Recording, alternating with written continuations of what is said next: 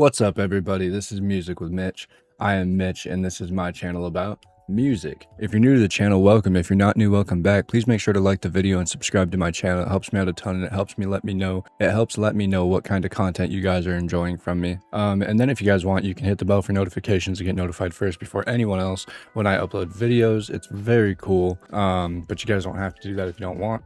But it is quick, it's easy, it's free. Yeah, my normal videos, we usually do reactions, which will still be the main focal point of the channel. I love doing the reactions, and I love that you guys love watching the reactions. So we will always continue to do those.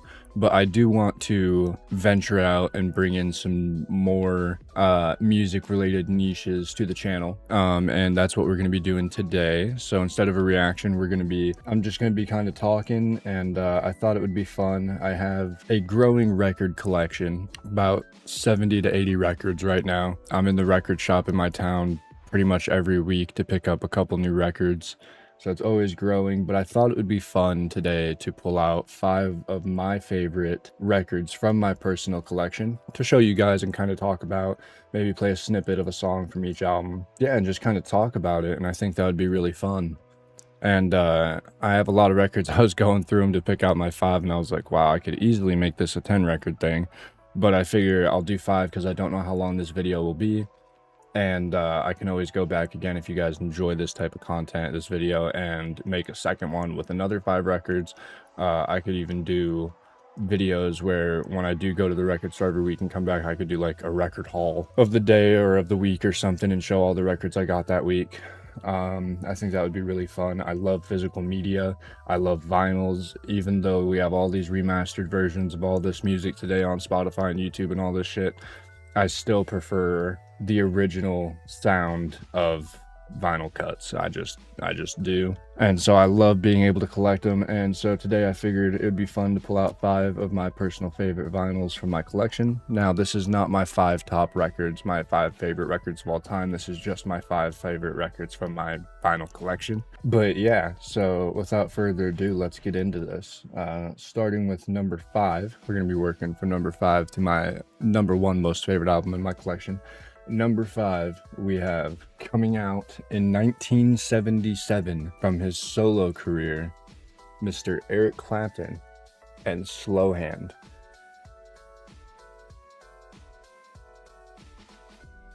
Eric Clapton and Slow Hand.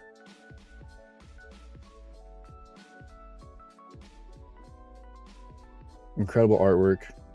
Very simple, very clean. I know it's a little blurry. Very simple, very clean. Him and his Fender Strat. Incredible.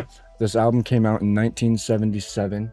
It had songs like Cocaine. That was the opening song on it. It had Wonderful Tonight, which was written about George Harrison's wife. And we'll play a little snippet of that song right now. And I say yes, you look wonderful tonight. They got Lay Down Sally, Next Time You See Her. I mean, they got a whole bunch of good songs on this album, and it came out incredible. 1977 came out with Cocaine as the opening song. I mean, that song is just amazing. That opened the album, and I was like, holy shit. Incredible. And Wonderful Tonight is just, it's a very mellow, very pretty, romantic ballad. Not even really a ballad, it's just a love song. And the guitar work on it is phenomenal. I mean, just absolutely phenomenal. I would give this album overall probably an 8 out of 10. I feel like there was a couple songs on the album overall that were kind of filler, but for the most part, I really did dig everything on the album. It's one that I do go back and put on pretty frequently. So yeah, I would give Slow Hand by Eric Clapton 8 out of 10. That was my number 5 out of my personal vinyl collection. Coming in at number 4. This one I was up in arms about. I knew it had to be on the list, but I didn't quite know where. But this band was the first rock band I really deep dived, really got into. The first band that really got me into rock music, especially from the 60s. And I just absolutely love their sound. With every single album they did and they came out with, it was a new and unique sound. And I loved it. I loved it so much. Their band is incredible. The frontman is absolutely amazing. And so at number 4, we have, coming out in 1968, The Doors, Waiting for the Sun. And it's blurry because my camera hates me, but you guys get the gist, right? Waiting for the sun. Yeah, Waiting for the Sun. That's that front man right there, right there. Jim Morrison. That's Jim Morrison, the front man, the Lizard King.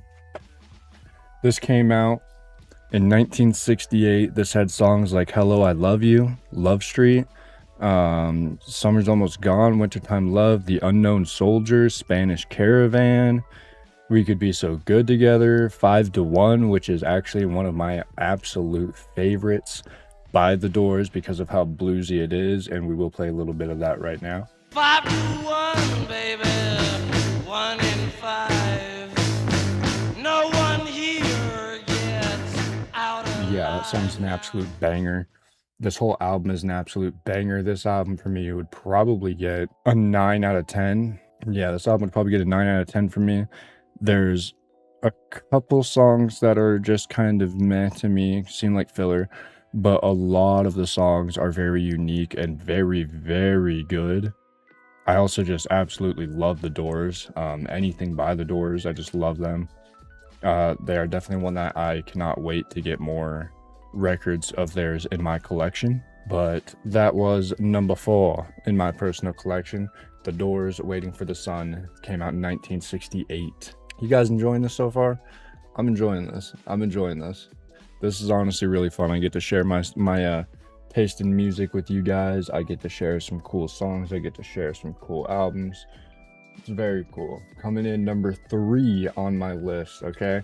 This one is cool. I got this actually at the record shop for like 10 bucks, I think, and I was stoked about it. And I had never heard any of the songs on it before. I obviously knew the artist, which I will tell you in a second, but I hadn't heard any of the songs on this, and I put this on and was blown away. It's When He Went Electric. This came out in 1979, so I think he had already been electric for a few years, but this was like the first electric sound coming from him that I had really heard, and I was just blown away. The cover art is super cool too, but this came out in 1979, and this is by Bob Dylan. This is Slow Train Comin'. Okay, got this cool artwork. Very cool. Don't blur on me. Don't blur. Very cool. So you got Slow Train Comin' by Bob Dylan, right? Very cool. Very good album. Had songs like Gotta Serve Somebody, which is the opening track. It is incredible. Then you had songs like Precious Angel, I Believe in You, Slow Train, which is the closing track on side 1. And Slow Train is such a fantastic song. We're going to play a little bit of it right now. Sometimes feel so low down and disgusted. Can't help but wonder. I mean, his guitar work in this song is fantastic. The lyrics, like always by Bob Dylan, are super good. If you guys haven't heard this song or this album, please go check it out. It is so good. It is fantastic, and you guys will love it without a doubt. I would give that album a 9 out of 10 as well. I mean, that album is almost perfect to me. I do love it. I love every song on it, and it's just fantastic. I mean, truly, it's fantastic. It is such a good album. So if you haven't checked it out, go check it out. Seriously.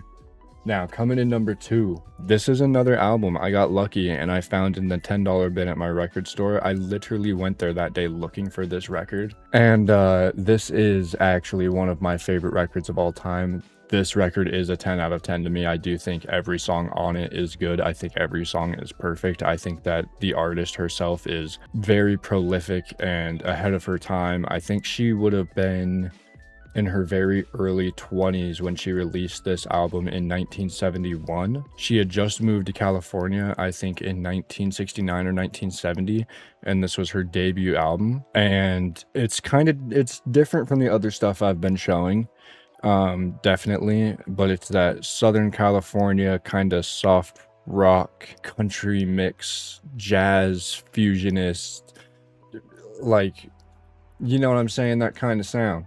But it's very cool. She's very good. She has a very pretty voice. She's super good on piano. Coming in at number 2, Literally one of my actual favorites. This is Tapestry by Carole King. Got her and her cat on the windowsill, or whatever the hell it is. A little table or something, but yeah, Carole King Tapestry. Get it to show a little bit, like, come on now. The cat's cute. Carole King Tapestry. This has songs like I Feel the Earth Move, which we're gonna play right now a little bit. I feel the earth move under my feet. I feel the sky tumbling down. And then it's got So Far Away, which was another great one. It has my favorite on the album, which is It's Too Late. That song is incredible. If you guys haven't heard that, go check it out. It's amazing. Home Again, Beautiful, Way Over Yonder, You've Got a Friend, Where You Lead, Will You Love Me Tomorrow, Smackwater Jack, Tapestry, You Make Me Feel Like a Natural Woman. All of these songs are so good. Side A of this album is just literal perfection to me, but this album is a 10 out of 10. I absolutely love it. If you haven't listened to it, go check it out. Carole King is incredible, known to be one of the most prolific female writers of all time. She is amazing. So now, coming in at my number one favorite record in my personal collection as of now, this one is really cool to me and it's got some backstory. Coming in, one of my favorite bands of all time is Lynyrd Skynyrd. I think they took a lot of inspiration from like the Allman Brothers and bands like that at the time, and they really changed Southern rock forever. I think a group of these kids got together and they literally changed music forever. This band is incredible. Lynyrd Skynyrd is one of my all-time favorite bands. I listen to their music every day. This is an album that gets played almost every day as well. It just gets me in a good mood. All of the members are incredible, but this album came out in 1977, and this is Street Survivors by Lynyrd Skynyrd. And as you guys can tell, it is the edition, it's the print with the fire background. Now, what's interesting about this is, if you guys don't know, which I'm sure a lot of you do, considering all of you guys watching my channel are huge music buffs like me, is that Lynyrd Skynyrd's plane crashed in 1977, a few days after this album was released. Now, they ended up pulling this album off the shelves and switching it to an all-black cover with the bandmates in front, because, as you can tell, the band members, including Steve Gaines in red in the middle, is fully engulfed in flames, and that is what happened on the plane crash. There were actual band members that died from the fire and stuff like that. And so 3 days after the plane crashed, or 3 days after the album was released, I believe it was, they pulled this album cover off the shelf. So it was only released for a few days before the plane crashed, and then they pulled it back, released it with the new black cover. And I was actually lucky enough to be able to find this original fire cover with the fire background, flame background, at my local record shop, and I picked it up immediately because I love it and I needed it. It's got songs like What's Your Name, That Smell, which is my all-time favorite Lynyrd Skynyrd song. I think it is incredible. Gonna play a little bit of it right now. Whiskey bottles and brand new cars. Oak tree, you're in my way. Yeah, it's incredible. I mean, it's such a good song. It's about Gary Rossington, actually, one of the guitar players in the band. He had a drinking and drug problem and had just bought a new car and was drinking and was on Quaaludes, crashed his car and like could have died and stuff like that, totaled his car.